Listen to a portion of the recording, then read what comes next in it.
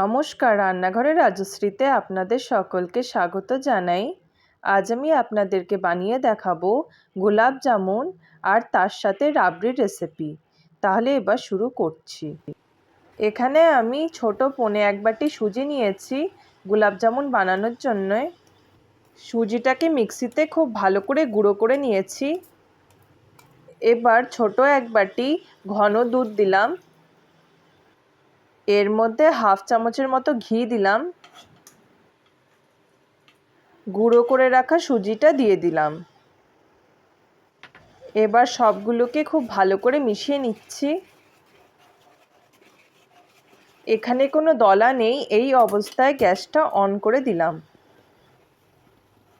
এবার 1-2 minute high ফ্লেমে নেড়ে যেতে হবে। এখন আমি এর মধ্যে 2 চামচের মতো মিল্ক পাউডার দিলাম। এবার খুব ভালো করে নেড়ে যেতে হবে। অনেকটা শক্ত হয়ে এসেছে। এবার এর মধ্যে 1 চামচ ময়দা দিয়ে দিলাম। একটু নেড়ে মণ্ডটা নামিয়ে নেব।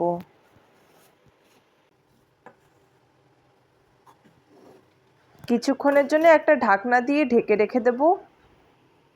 এবার ঢাকনাটা তুলে একটু গরম অবস্থায় মণ্ডটাকে ভালো করে মেখে নিচ্ছি।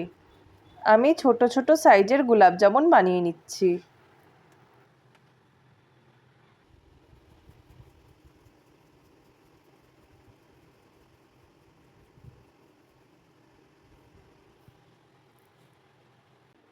সবগুলো করে নিলাম। এবার ভেজে নেব। কড়াই গরম করে পরিমাণ মতো সাদা তেল দিয়ে দিলাম।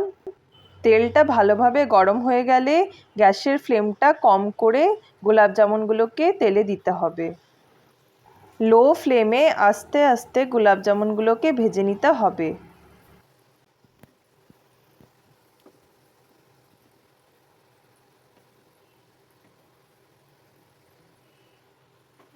ভাজা হয়ে গেছে। এবার একটি প্লেটে তুলে রাখছি। বাকিগুলো একইভাবে ভেজে নিলাম। এবার আমি শিরাটা বানিয়ে নেব। ছোট 1 বাটি চিনি দিলাম।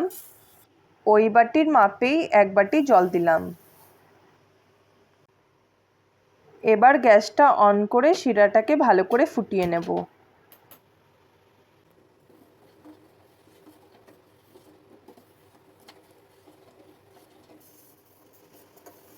শিরাটা ফুটে উঠেছে। এবার 1 চামচ লেবুর রস দিয়ে দিলাম। লেবুর রস দিলে শিরাটা শক্ত হয়ে যায় না। শিরাটাকে 3-4 মিনিট ভালো করে ফুটিয়ে নিলাম। শিরাটা একটু ঠান্ডা করে নেওয়ার পর গোলাপ জামুনগুলোকে শিরাতে দিয়ে দিচ্ছি।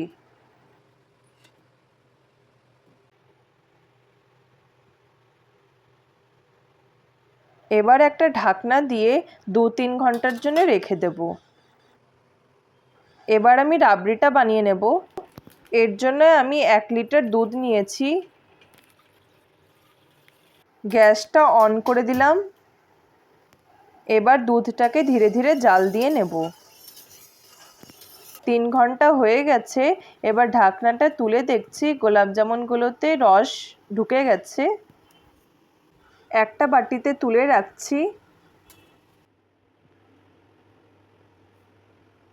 এবার আমি দেখে নিই দুধটা কতটা ঘন হয়েছে। দুধটা প্রায় অর্ধেক হয়ে এসেছে। ওপরের সরগুলোকে এভাবে সাইডে সরিয়ে দিতে হবে। একটু শক্ত হলে সরগুলোকে এভাবে টেনে দিয়ে দিতে হবে।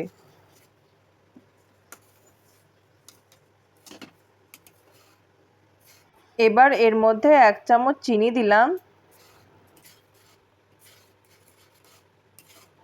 অল্প এলাচের গুঁড়ো দিলাম। একটু নেড়ে নামিয়ে নেব। একটা বাটিতে তুলে রাখছি। অল্প ওপর দিয়ে কিশমিশ আর কাজু ছড়িয়ে দিলাম।